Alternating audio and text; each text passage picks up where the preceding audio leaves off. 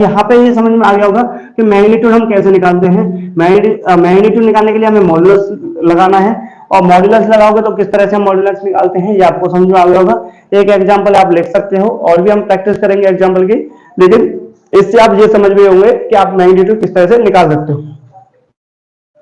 यदि हमें मैग्नीट्यूड के बारे में पता चल गया है, किसके बारे में पता चल गया, मैग्नीट्यूड के बारे में पता चल गया, और हमें पता चल गया यूनिट वेक्टर के बारे में। किसके बारे में, यूनिट वेक्टर मतलब जो आपको देता है डायरेक्शन, क्या देता है, डायरेक्शन देता है।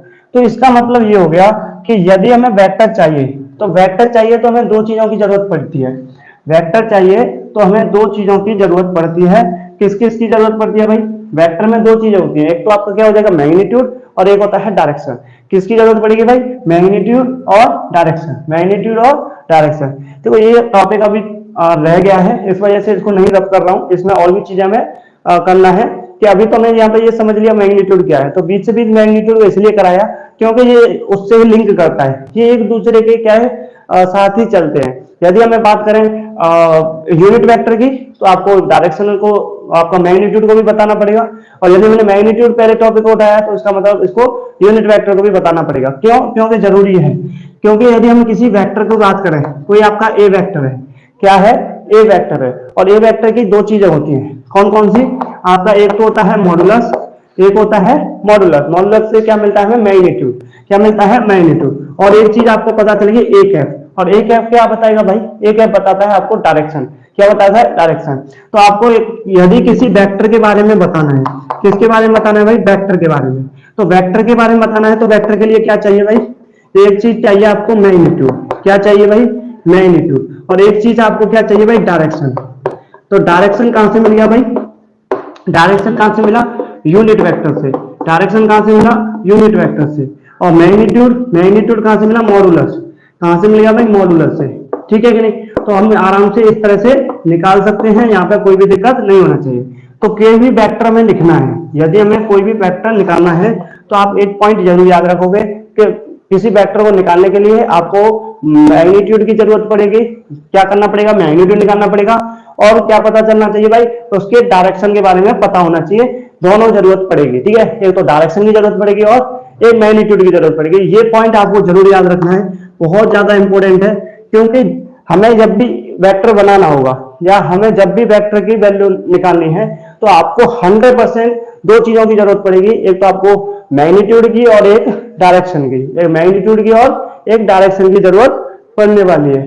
ठीक है कि नहीं, तो यहाँ पे ये चीजें आपको समझ में आ गई होंगी। अब बात आती है कि यदि हमें वेक्टर दे दिया जाए और हमें क्या निकालना हो, यूनिट वेक्टर निकालना हो, क्या निकालना हो, यूनिट वेक्टर।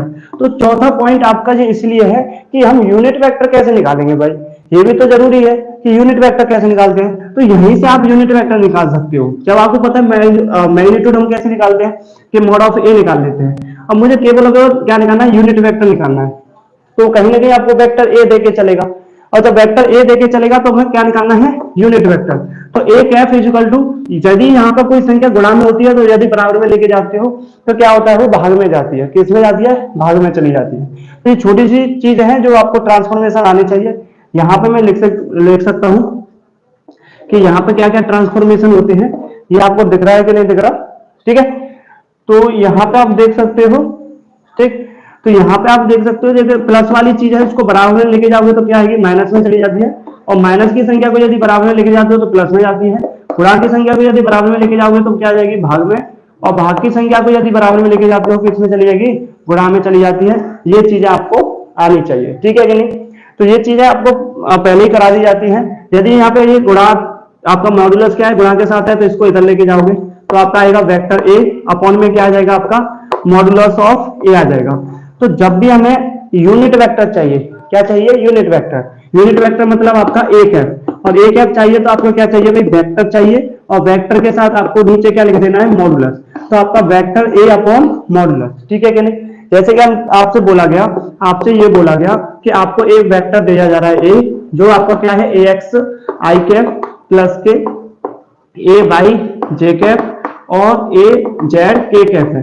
ये आपको क्या दिया जा रहा है, आपको ये आपको दिया गया एक वेक्टर है। अब आपसे पूछा गया कि यूनिट वेक्टर ज्ञात कीजिए। क्या पूछा गया भाई, आपको यूनिट वेक्टर निकालना है, तो आपका काम क्या है भाई, यूनिट वेक्टर। तो यूनिट वेक्टर निकालोगे तो क्या करना है, आपको लिखना है भाई वेक्टर ऑफ ए, है ना, और उसके बाद क्या लिखना है, वेक्टर ए का मॉडुलस, क्या लिखना है, मॉडुलस। तो vector A upon modulus of vector A, ठीक है ना, vector A upon modulus of vector A. तो आप बराबर लिखोगे तो ए वेक्टर क्या दे रखा है, ए एक्स आई कैप प्लस का ए बाई जे कैप, और आपका हो जाएगा क्या हो जाएगा भाई, ए जेड के कैप। और नीचे आपको मॉडुलस निकालना तो सिखाया था, अभी की अभी सिखाया था। क्या करना है भाई, आपको मॉड लगाना है, एक्स एक्स में वो कितना चलता है उसका स्क्वायर कर देना है, और वाई एक्स में वो कितना चलता है उसका स्क्वायर कर देना है, और जेड एक्स में वो कितना चलता है उसका स्क्वायर कर देना है। तो ये आपका क्या निकल आएगा भाई, ये आपका निकल के आ जाएगा यूनिट वेक्टर, ये आपका क्या आ जाएगा, यूनिट वेक्टर आ जाएगा, ठीक है ना। तो ये सभी चीजें आप नोट कीजिए, और बहुत ज्यादा इंपॉर्टेंट है, सारी की सारी चीजें इंपॉर्टेंट है, आपको एक एक पॉइंट पता होना चाहिए, ठीक है कि नहीं। यूनिट वेक्टर क्या होता है, यूनिट वेक्टर का मैग्नीट्यूड एक होता है, ये भी आपको याद रखना है। तो बहुत ज्यादा चीजें क्या होती है, यूज होती है क्वेश्चन के अंदर, जब यूज होंगी तो आपको पता भी नहीं चलेगा, ठीक है कि नहीं। तो ये चीजें सभी आपको पता होना चाहिए, समय के साथ साथ आपको चीजें अपने माइंड में स्टोर कर देनी चाहिए, ठीक है कि नहीं। तो आपको समझ में आना चाहिए। अब आगे चलते हैं, जो और एग्जांपल करके चलते हैं। ये तो आपका कॉन्सेप्ट हो गया, ठीक है। हमें यूनिट वेक्टर निकालना है तो कैसे निकालेंगे, कि आपको वेक्टर दे दिया जाए और यूनिट वेक्टर हमें निकालना है, तो समझ के चलो किस तरह से निकालोगे, ठीक है। हमें समझ के चलना है कि यूनिट वेक्टर हम किस तरह से निकालते हैं, इकाई सदिश हम किस तरह से निकालते हैं, ठीक है। तो ये चीजें हमें समझना है। जैसे कि आपको यहाँ पर क्वेश्चन दिया गया कि अभी हमने एक क्वेश्चन कराया था कि ए वेक्टर है और वो बराबर के क्या दे रखा है आपका, वो दे रखा है 2i कैप, और आपको दे रखा था 3j कैप, और आपको दे रखा था भाई 4k कैप। क्या क्या दे रखा था, 2i cap plus 3j cap plus के 4k कैप। तो आपको इतना तो ये समझ में आ गया होगा कि वेक्टर यदि हमें देखना है तो देखो यहाँ पे मैग्नीट्यूड दे रखा होगा i कैप, देखो i कैप क्या बता रहा है, एक्स अक्ष में डायरेक्शन, और 2 क्या बता रहा है, मैग्नीट्यूड। तो ये एक्स अक्ष में 2 मीटर चलता है, एक्स अक्ष में कितना चल रहा है, 2 मीटर चलता है, तो 2 बता रहा है मैग्नीट्यूड को, और आई कैप बता रहा है आपका एक्स एक्सिस से डायरेक्शन को, ठीक है। इसी तरह से आपका वाई एक्सिस में कितना चल रहा है, वो 3 चलता है, इसका मतलब ये मैग्नीट्यूड को बताता है, ये डायरेक्शन को बताता है। तो जब भी हमें वेक्टर को लिखना होगा तो चीजें हमें समझना है, पहले में मैग्नीट्यूड लिखना है, फिर उसके बाद डायरेक्शन लिखना है, मैग्नीट्यूड फिर डायरेक्शन, मैग्नीट्यूड फिर डायरेक्शन। इसके साथ आपका जेड एक्स में कितना चला है, 4, ठीक है कि नहीं। तो ये आपका वेक्टर दे रखा है, ये आपको समझ आना चाहिए। वेक्टर के लिए हमें दोनों, ये जरूरी नहीं है कि तीनों डायरेक्शन दे दी जाए, ठीक है ना। तो वेक्टर के अंदर आपको केवल और केवल एक्स अक्ष का ही मैग्नीट्यूड देके चल रहा है, तब भी आप समझोगे ये वेक्टर है। आपको आपका आई कैप और जे कैप साथ में दे रहा है, तब भी ये क्या कहलाएगा भाई, ये आपका वेक्टर ही कहलाएगा। यहाँ पे मैं तीनों चीजों को लेके चल रहा हूँ, एक्स एक्सिस, वाई एक्सिस और जेड एक्सिस, तीनों डायरेक्शन में लेके चल रहा हूँ, जिससे कि आपको कॉन्सेप्ट बिल्कुल क्लियर हो जाए, क्वेश्चन आप आसानी से कर पाओ, यूनिट वेक्टर आप आसानी से निकालो, ठीक है। तो सबसे पहला काम आपका क्या है कि आपसे पूछा गया इसी क्वेश्चन से रिलेटेड कि आप इसका मैग्नीट्यूड निकालिए। तो मैग्नीट्यूड निकालिए तो आप डायरेक्ट समझ जाओगे कि आपको मॉडुलस ऑफ ए वेक्टर पूछ रहा है। इसका मतलब अब दूसरा पॉइंट आपसे पूछेगा कि आपका ए कैप निकालिए। ए कैप का मतलब होता है यूनिट वेक्टर। तो आप ये समझ जाओगे कि यहां से आपको क्या पूछा गया है, यूनिट वेक्टर पूछा है, और ए कैप लिख लोगे। अब कैसे निकालते हैं ये आपको समझ में आना चाहिए कि आप यदि मुझे क्या चाहिए, मैग्नीट्यूड चाहिए, मॉड ऑफ ए चाहिए, तो मॉड ऑफ ए चाहिए तो आप डायरेक्ट ये क्या करोगे भाई, रूट लगाओगे, और एक्स अक्ष में कितना चलता है 2, तो उसका क्या कर देना है, आपको स्क्वायर कर देना है, फिर लगा देना है प्लस, फिर लगा देना है प्लस, फिर लगा देना है प्लस।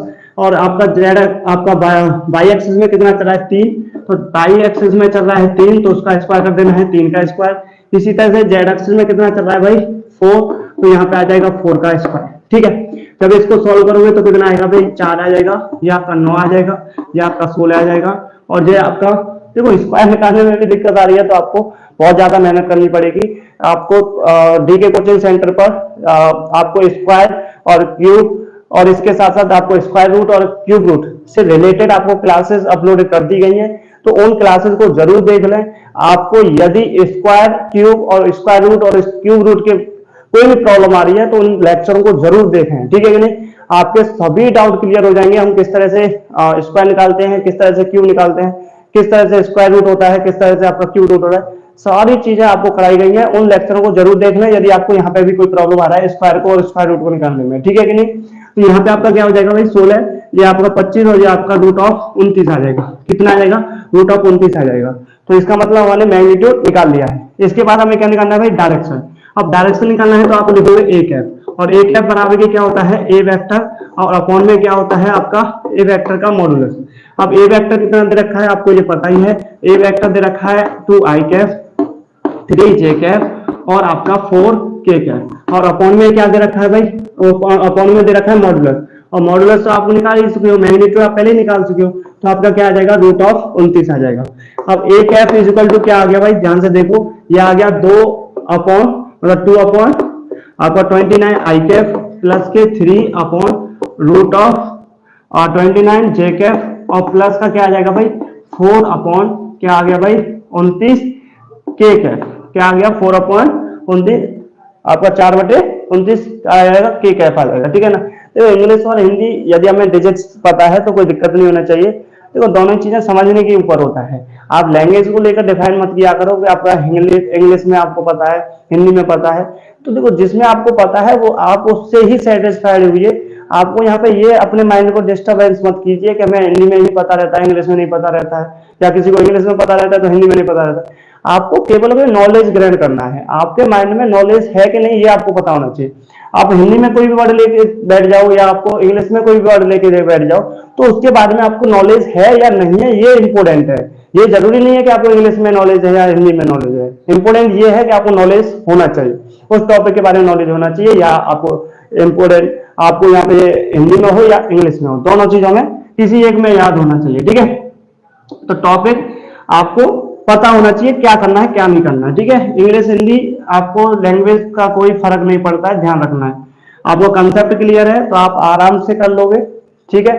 तो इसी तरह से आप कंसेप्ट को क्लियर करते रहिए, भले आप इंग्लिश के डिजिट यूज कर रहे हो या हिंदी का डिजिट यूज कर रहे हो तो कोई दिक्कत नहीं होता, कर सकते हो, ठीक है। अब बात करें, देखो आपने कैसे क्या निकाल लिया, यूनिट वेक्टर निकाल लिया, और यूनिट वेक्टर का मतलब ये आपका डायरेक्शन पता चल गया। क्या पता चल गया भाई, डायरेक्शन।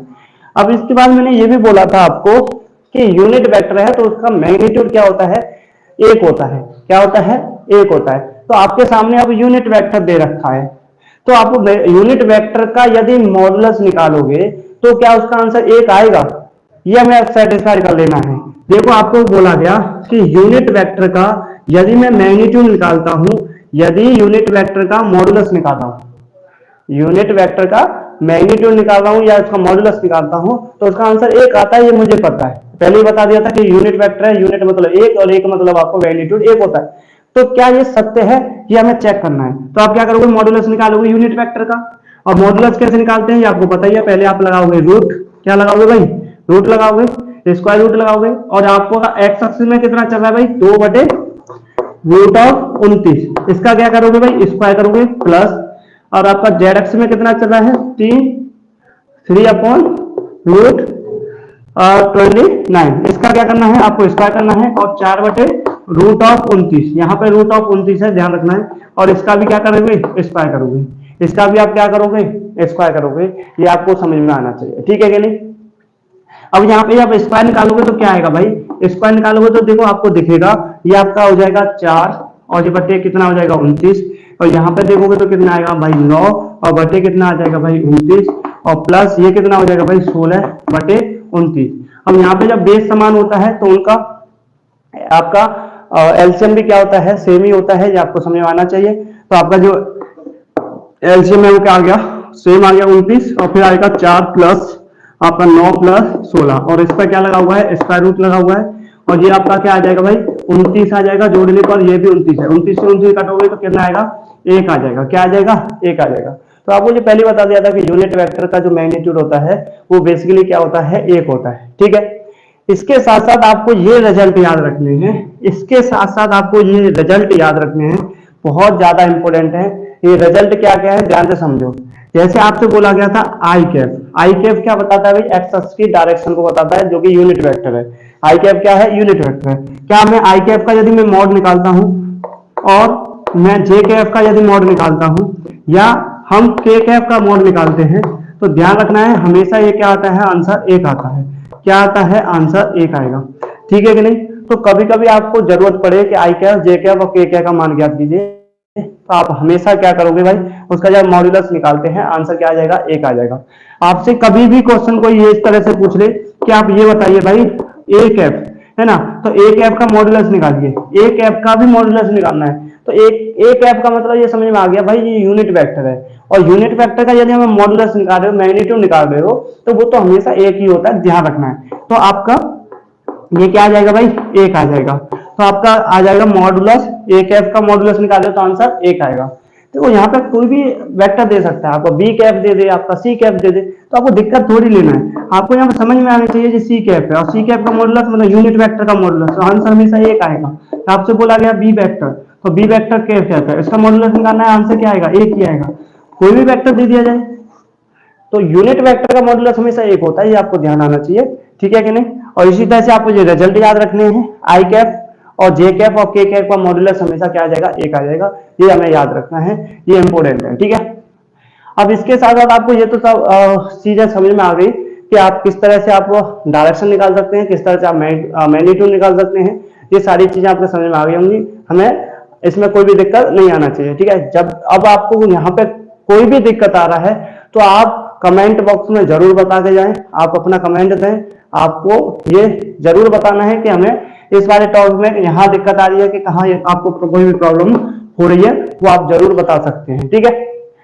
इसके साथ साथ आप क्या करोगे, अब ये नोट, आपको नोट्स को प्रॉपर तरीके से बनाते हुए चलना है। नोट्स बनाने के बाद यदि आपको वेक्टर का कोई भी एक्सरसाइज ले सकते हो, आप कोई भी बुक ले सकते हो जिसमें आपको वेक्टर में आपको डायरेक्शन पूछा हो और मैग्नीट्यूड पूछा हो, तो उन सभी क्वेश्चनों को आप कर सकते हैं, आपको यहाँ पे कोई भी दिक्कत नहीं आने वाली है, ये आपको समझ में आना चाहिए, ठीक है कि नहीं। तो आपका ये टॉपिक खत्म। तो इसके बाद हम करते हैं भाई टाइप्स ऑफ, अब हम पढ़ते हैं थोड़ा सा टाइप्स ऑफ वेक्टर, ठीक है। क्या पढ़ेंगे भाई, टाइप्स ऑफ वेक्टर पढ़ेंगे। क्या पढ़ेंगे भाई, टाइप्स ऑफ वेक्टर। तो कुछ वेक्टर्स ऐसे हैं जो ज्यादातर इंपोर्टेंट रहते हैं, टाइप्स ऑफ वेक्टर के बारे में पढ़ना है। तो ये तो हमें समझ में आ गया भाई कि वेक्टर हम किस तरह से लिखते हैं, ठीक है। तो टाइप्स ऑफ वेक्टर को समझने से पहले हमें एक चीज और समझना है कि हम, यदि हमें वेक्टर के बारे में पता चल गया है कि आपके ए वेक्टर है, आपका बी वेक्टर या सी वेक्टर है, तो तीन वेक्टर हों, आपको चार वेक्टर दे रखे हैं, लेकिन इससे हमें ये भी तो समझ के चलना है कि इनका हम एडिशन करें तो किस तरह से करते हैं, इसका यदि हम सब्ट्रैक्ट करते हैं तो किस तरह से करते हैं। तो यहाँ पे हमें एक पॉइंट और समझते हुए चलना है। क्या पॉइंट है भाई, एडिशन एंड सब्ट्रैक्शन, ठीक है कि नहीं, addition and subtraction of vectors, and addition and subtraction of a vector. तो ये पॉइंट आपको थोड़ा सा समझना है, और एडिशन से रिलेटेड भी आपको प्रॉपर्टीज कराई गई, जैसे कि आपका ट्रायंगल रूल होता है और पैरेललोग्राम रूल्स होता है, वो भी कराया जाएगा। लेकिन यहाँ पे अभी ये चीज जरूर समझना है कि आपको यदि वेक्टर दे दिए जाए तो आप किस तरह से एडिशन और सब्ट्रैक्शन करेंगे, ठीक है। जैसे कि आपसे बोला गया कि आपको ए वेक्टर दिया जा रहा है, और ए वेक्टर है आपका 2i कैप प्लस के 3j कैप और प्लस के 4k कैप, है ना, वही आपका ए वेक्टर है। और आपको बी वेक्टर और दिया जा रहा है, जैसे कि आपसे बोला गया i कैप माइनस का 4j कैप माइनस का 4j कैप और प्लस का 8k कैप, इस तरह से दे रखा है। अच्छा, माइनस के 4 क्यों आया, ध्यान से समझ लेना। -4 इसलिए आया है क्योंकि ये आपका जेड एक्सिस, वो आपका बाई एक्सिस है, तो बाई एक्सिस क्या है, अपोजिट चल रहा है। आपको बताया थे ना कि आपके कितनी डायरेक्शन है, 3 है, लेकिन इसके साथ साथ आपके 3 और डायरेक्शन होती हैं जो कि आपके अपोजिट चलती हैं। तो आई एक्सिस के यदि अपोजिट चलता है तो क्या होता है, नेगेटिव, आपका क्या हो जाएगा, नेगेटिव एक्सिस। और बाई एक्सिस के यदि अपोजिट चलता है तो आपका negative by axis. Z axis opposite चलता है तो वो आपका क्या हो जाएगा, नेगेटिव जेड एक्सिस हो जाएगा, ठीक है कि नहीं। तो इसी तरह से हमें क्या निकालना है, अब यहाँ पे देखो ये निकालना है आपको, आपका ए वेक्टर और बी वेक्टर को जोड़ना है, वो क्या आएगा। और आपको ये भी निकालना है कि ए वेक्टर माइनस के बी वेक्टर क्या होगा। देखो बहुत इजी क्वेश्चन होते हैं, यहाँ पे भी दिक्कत आता है बच्चों को, पता नहीं क्या दिक्कत आता है, लेकिन आपको यहाँ पे ये समझना है कि इनका योग करना है। क्या करना है, केवल योग करना है। तो योग करते कैसे है, थोड़ा सा आप ये समझ लो। जैसे मैं कह रहा हूँ ए वेक्टर और बी वेक्टर को जोड़ना है, तो आप क्या लिखोगे भाई, पहले ये लिख के चलोगे ए वेक्टर और बी वेक्टर। तो ए वेक्टर आपको क्या दे रखा है वो लिख के चलो, ए कैप मतलब 2i कैप, और यहाँ पे आपका क्या हो जाएगा 3j कैप, और आपका हो जाएगा 4k कैप। और आपको एडिशन करना है किसका, आपको एडिशन करना है i कैप और माइनस के 4j कैप और प्लस का 8k कैप। अब इसको जोड़ते कैसे हैं ये आपको समझना है, ठीक है कि नहीं। देखो जब भी आप एडिशन करो या सब्ट्रैक्शन करो तो सेम प्रजाति वालों को देखा करो। सेम प्रजाति का मतलब सम सेम शकल वाले या सेम प्रजाति वाले, है ना।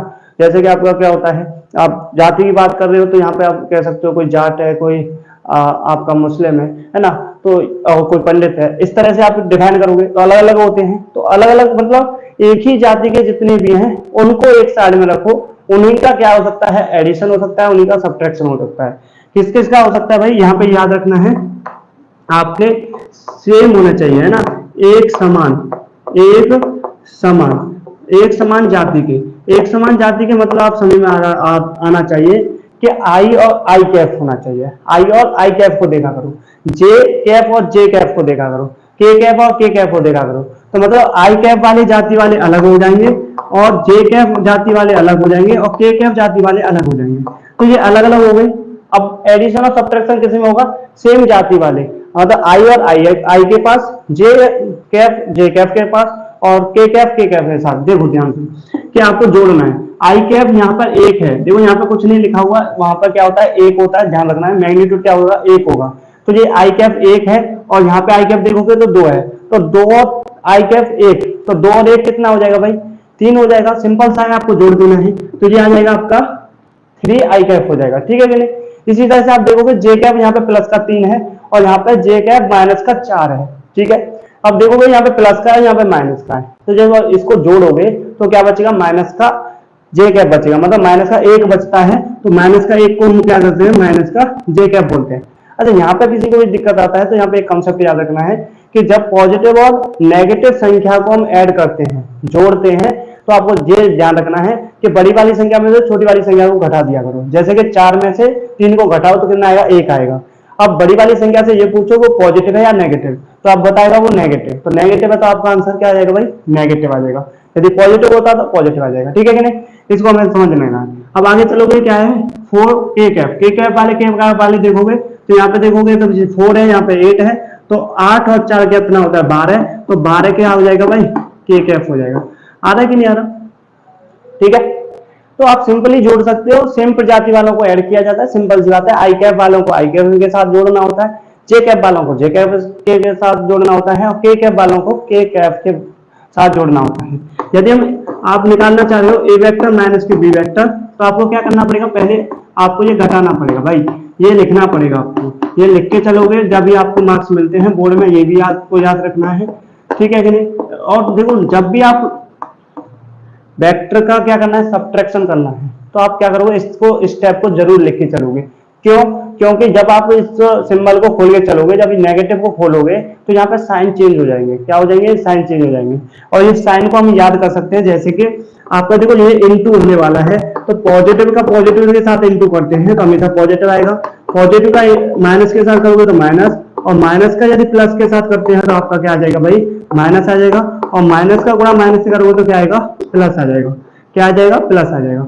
तो यहाँ पे आप देखोगे तो क्या आएगा, ये आएगा 2 आई कैफ 3 जे कैफ प्लस का 4 के कैफ और माइनस का आई कैफ और प्लस का 4 जे कैफ और माइनस का 8 के कैफ, ठीक है।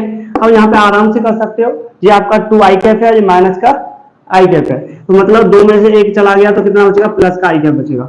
अब जे में देखोगे तो जे प्लस का 3 है और प्लस का 4 है, तो कितना हो जाएगा भाई, 7 हो जाएगा। ये आ जाएगा प्लस के 7 जे कैफ।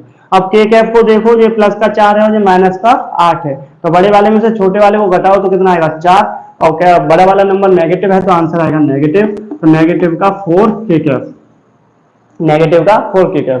तो ये आपका क्या आ जाएगा, फाइनल आंसर आ जाएगा, ठीक है कि नहीं। तो आप आसानी से एडिशन और सब्ट्रैक्शन कर सकते हैं, कोई भी दिक्कत नहीं आना चाहिए। तो वेक्टर में आपको आज के दिन हम इतना ही कराते हैं, फिर इसके बाद आपका अगले जो टॉपिक रहेगा उसमें हम क्या करेंगे भाई, टाइप्स ऑफ वेक्टर्स के बारे में पढ़ने वाले हैं। किसके बारे में पढ़ने वाले हैं, टाइप्स ऑफ वेक्टर्स के बारे में पढ़ने वाले हैं। तो आप क्या करोगे, जितने भी क्वेश्चन आपके मैग्नीट्यूड के हों या डायरेक्शन के हों या आपके एडिशन ऑफ ए वेक्टर और सब्ट्रैक्शन ऑफ ए वेक्टर है, उसको आप कर सकते हैं। तो आपको यहाँ पे कोई भी दिक्कत नहीं होना चाहिए, ठीक है कि नहीं। तो हम आगे की क्लास को कल करेंगे, ठीक है। यहीं पर आप इस क्लास को स्टॉप करते हैं। आप रिवीजन करते रहिए, क्वेश्चन को लगाते रहिए, ठीक है कि नहीं, ठीक है।